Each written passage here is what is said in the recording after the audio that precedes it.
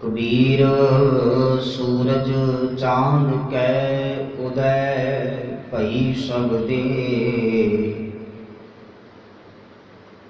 गुरु गोबिंद के बिन मिले पलट भई सब खेल। जहाँ अनुभव तहाँ भय नहीं, जहाँ पहो तहाँ हर नाहि। कहो कबीर विचार कै संत सुनो मन माय।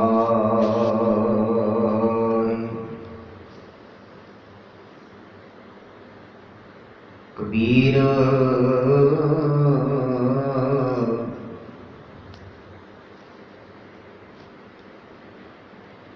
जिनों किछु जानिया नहीं,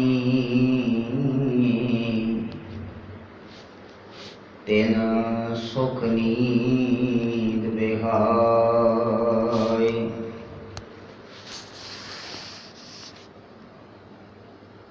हम हो जो बूझा बूझना पूरी परी बलाय। कबीर मारे बहुत पुकारिया, पीर पुकारे और लागी चोट मरम की, रहो कबीर ठौर। कबीर चोट सहेली सेल की, लागत ले उसास। चोट सहारे शब्द की, ताश गुरु मैं दास। जुगो जुग अटाल चवर छतर तख दे मालिक, हाजरा हजूर सब कला भरपूर, सर्वे कायनात दे प्रतिपालक। गुरदा गदी ते सुभाए मान धारण साहिब श्री गुरु ग्रंथ साहिब महाराज जीओ की पावन पवित्र हजूरी अंदर बैठ करके शब्द कीर्तन का रस आनंद माणिया है। आओ सतगुरु जी की पावन बाणी की विचार नाल मन बिरतियां एकाग्र करिए। गुरु बख्शी फतेह नाल सांझ पाओ। आखो जी वाहिगुरू जी का खालसा, वाहिगुरू जी की फतेह। भगत कबीर साहब जी जिन्हां दे पावन श्लोकां दी विचार रोजाना चल रही है।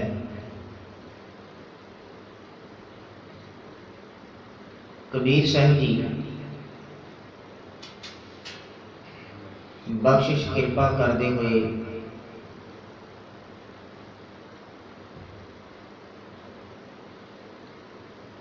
समझा रहे हैं। विचार अधीन पहले श्लोक विच कबीर साहब आ रहे हैं कि ये मनुखा जीवन मनुखा शरीर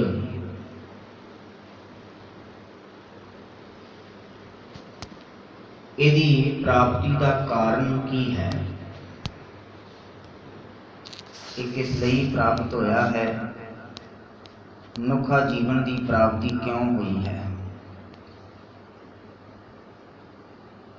तो कबीर साहब आखरे ने इस मनुखा जीवन की प्राप्ति का कारण इस वास्ते है। कबीर सूरज चांद कै उदय भई सब दे।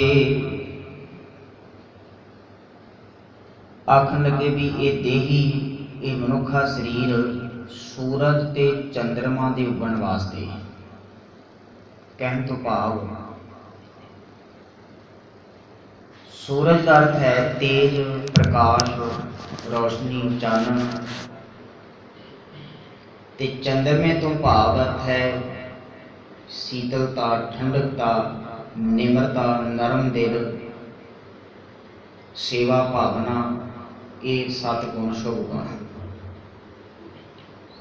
तो मनुखा जीवन इसलिए प्राप्त होया है कि ये मनुख अपने इस जीवन में रहंदे हां अपने हिरदे रूपी घर विच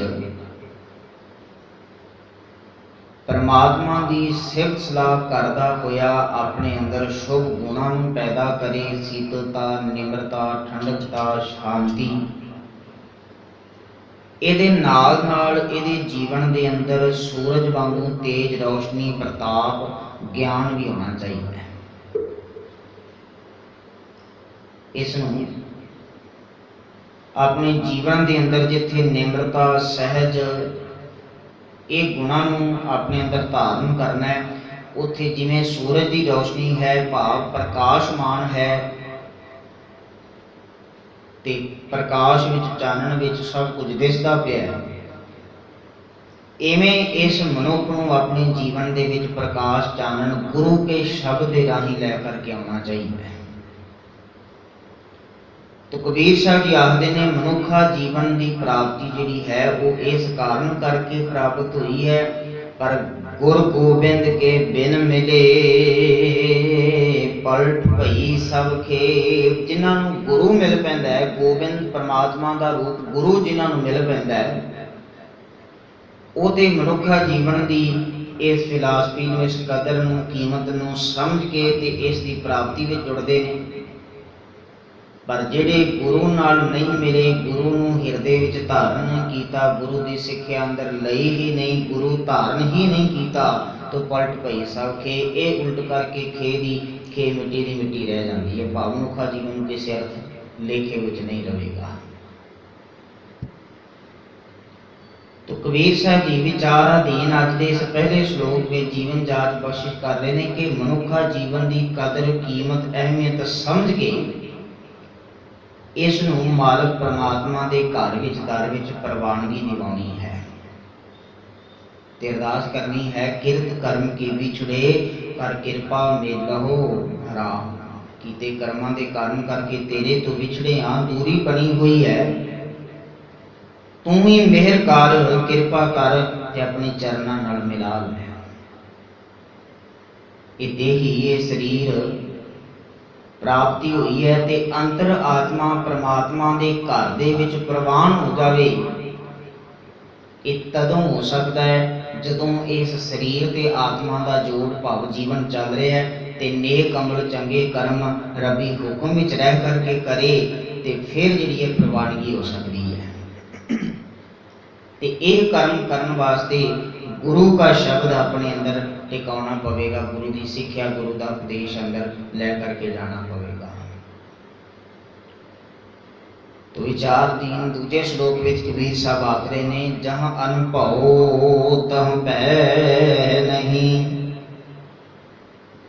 जहां भव तह फल नाहि। कहने लगे जिथे अनुभव का अर्थ है, अनुभव है जिंदगी का तजुर्बा है, जिंदगी का सच है, जिन्हों एहसास होता है भी हर थां के उत्ते परमात्मा है, जिहड़ा फुल की सुगंधी विचों भी परमात्मा की सुगंधी लैंदा है, जिहड़े खलकत कायनात के वसदे होए हर एक जीव विचों भी परमात्मा का रूप तक के बाणी के सिद्धांत अनुसार ये सोचता ते समझदा भी जो दिस है सो तेरा रूप। कहने कि उन्होंने जदों इस गल का एहसास अनुभव होता है, ਉਹਦੇ ਹਿਰਦੇ रूपी घर ਵਿੱਚ किसी किस्म का कोई डर नहीं रह जाता। ਜਿਹਦੇ ਕੋਲ जिंदगी का अनुभव है, परमात्मा का एहसास है, जिन्हों इस गल का चेता है कि पोप मद जो बास बस्त है, मुकर माहे जैसे छाई। जिवें फुल के अंदर सुगंधी बसदी है, जिवें शीशे दर्पण के अंदर प्रतिबिंब परछावां मनुख की तस्वीर है, तैसे ही हर बसे निरंतर घट ही खोजो भाई। इवें लगातार मालक परमात्मा हिरदे रूपी घर विच है, अंदर ही लभदा है। कहना कि उन्होंने अनुभव होता है अपने अंदरों, तो फिर वो जीवन में किसी किस्म का होर कोई डर, कोई मुथाजी, कोई चिंता, कोई शोक, कोई फिक्र, कोई कलेश, कोई दुख ये रह नहीं जाते। पर जिथे परमात्मा का भाव डर नहीं है, कहना कि उसे परमात्मा भी हिरदे विच नहीं है। जह भाओ तह हर नाहे, जिथे दुनियावी संसारी डर बनया होया है, उथे हरि का निवास नहीं हो सकता।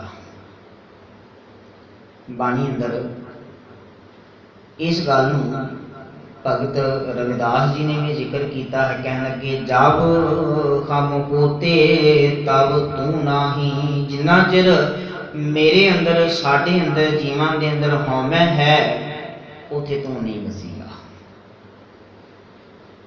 अब तू ही मैं नाही, पर मालिक तेरी कृपा हुई है हुण जदों दा तू अंदर वसिया हुण इत्थे मैं मेरी नहीं रही, अहंकार नहीं रहा।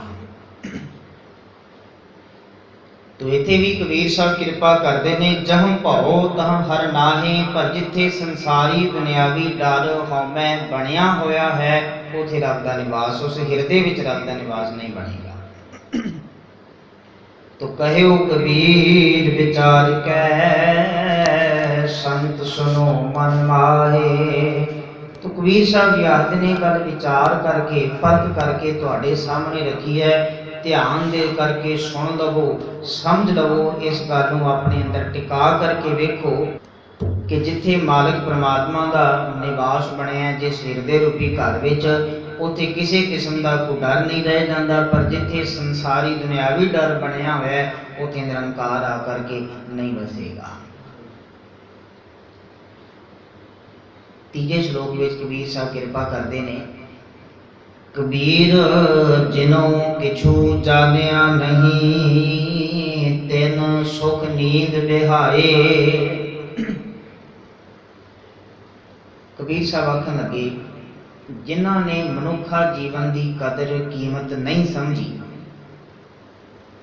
जिन्होंने ये नहीं जानिया, जिन्होंने ये नहीं पता भी मनुखा जीवन मिलया किस वास्ते है, कह लगे भी वो सुख की नींदर सुते हुए। सुख की नींदर भाव बेफिक्र होकर के सुते गए।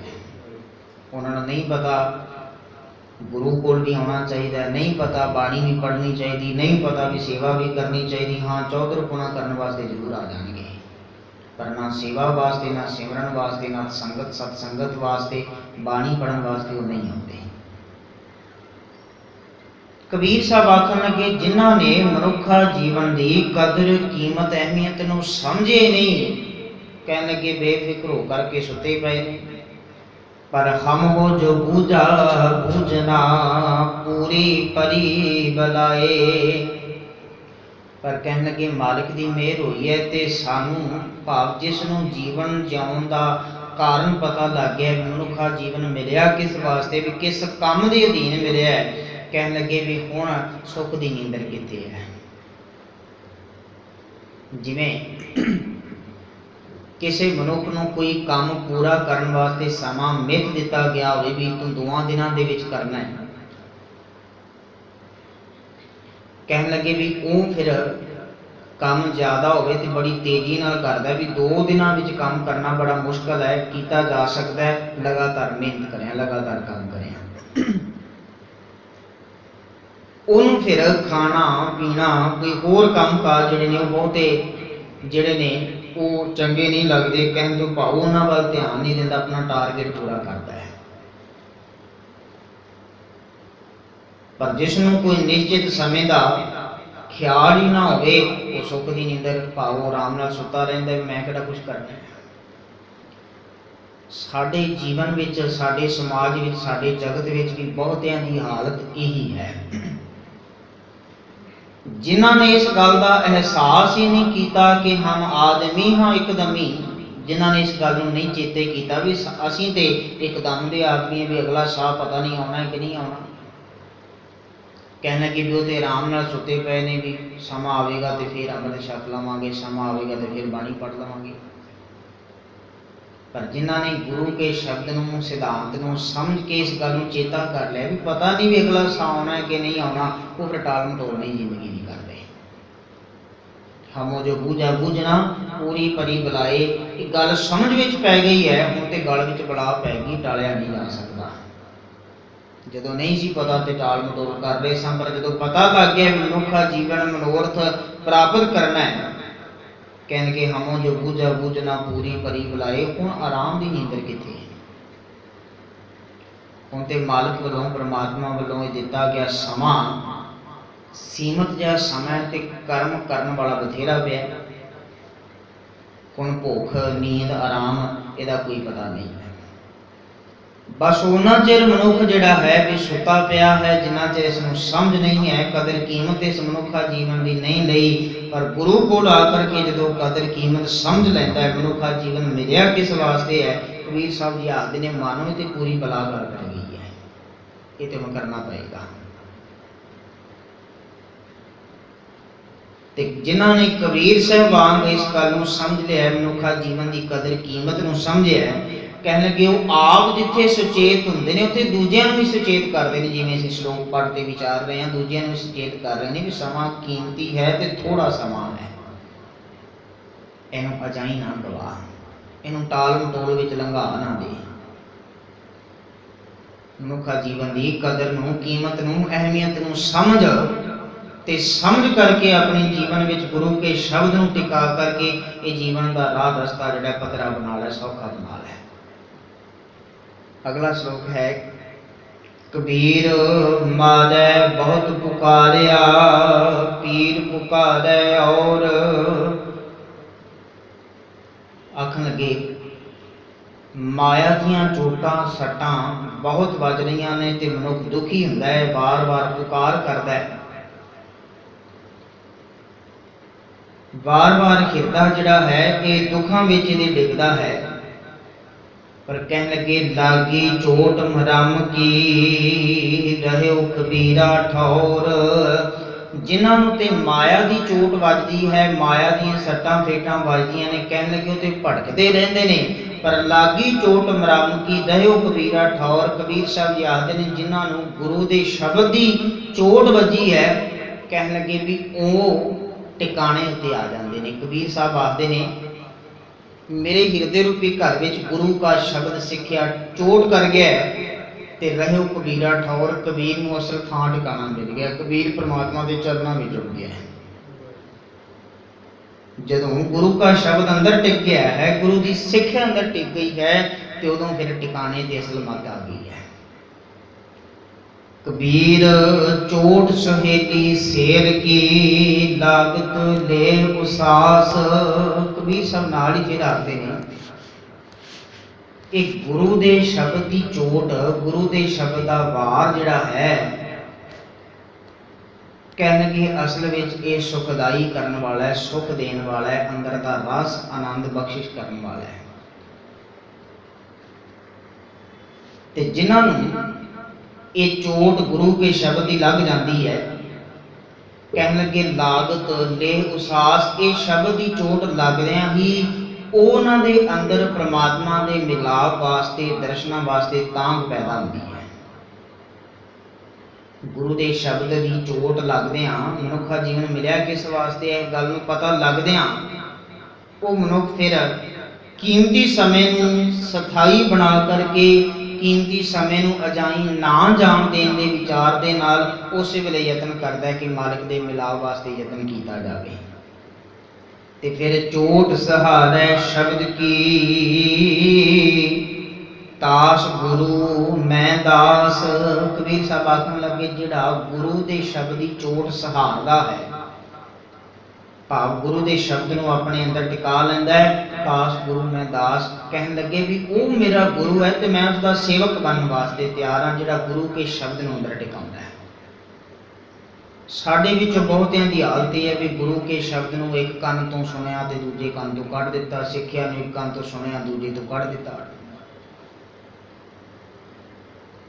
पर जिन्हां ने शब्द की चोट अपने अंदर सहारी है, अपने अंदर शब्द नूं टिकाया है, कबीर साहब कहने लगे दास गुरु मैं दास, उन्होंने मैं अपना गुरु मानदा ते मैं आप उसका सेवक दास बनने वास्ते तैयार हाँ।